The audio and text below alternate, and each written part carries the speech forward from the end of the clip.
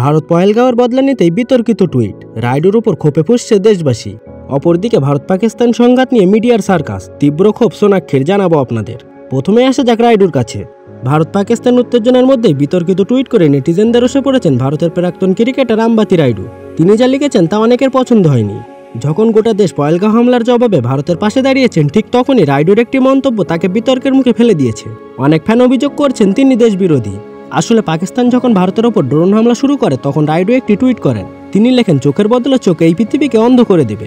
রাইডু এই মন্তব্যটি কি প্রেক্ষিতে করেছেন তা শুধু তিনিই ভালো জানেন, কিন্তু বহু ভক্ত এই বক্তব্য ভালোভাবে নেননি। তাদের প্রশ্ন, যখন ভারত পাকিস্তানকে জবাব দিয়েছিলেন তখন তিনি চুপ ছিলেন, কিন্তু পাকিস্তানের হামলার পর কেন এমন মন্তব্য? ভক্তরা বলছেন, ভারত কি পহেলগাঁও হামলার পর চুপ করে থাকতো? আমাদের কি ন্যায় পাওয়ার অধিকার নেই? এই ধরনের প্রশ্নে উত্তাল হয়ে উঠেছে সোশ্যাল মিডিয়া। এরপর থেকেই রাইডুকে নানা দিক থেকে তীব্র সমালোচনার মুখে পড়তে হয়েছে। অপরদিকে ভারত ও পাকিস্তানের মধ্যে সীমান্ত উত্তেজনা ও সামরিক সংঘর্ষ নিয়ে উত্তাল দুই দেশের এমন পরিস্থিতিতে ভারতীয় টেলিভিশন সংবাদ মাধ্যমের বিরুদ্ধে তীব্র সমালোচনা করেছেন বলিউড অভিনেত্রী সোনাক্ষী সিনহা। শুক্রবার অর্থাৎ 9 মে ইনস্টাগ্রামে দেওয়া এক স্টোরিতে তিনি ভারতীয় মূলধারা সংবাদ চ্যানেলগুলোর সামরিক অভিযানে নাটকীয় আতঙ্ক জাগা নিয়ে প্রচার নিয়ে ক্ষোভ প্রকাশ করেন।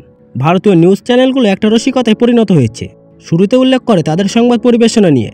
সোনাক্ষী বলেন, এই চিৎকার, চেঁচামেচি, ওভার ড্রামাটিক ভিজুয়াল আর সাউন্ড ইফেক্ট আপনারা কি করছেন?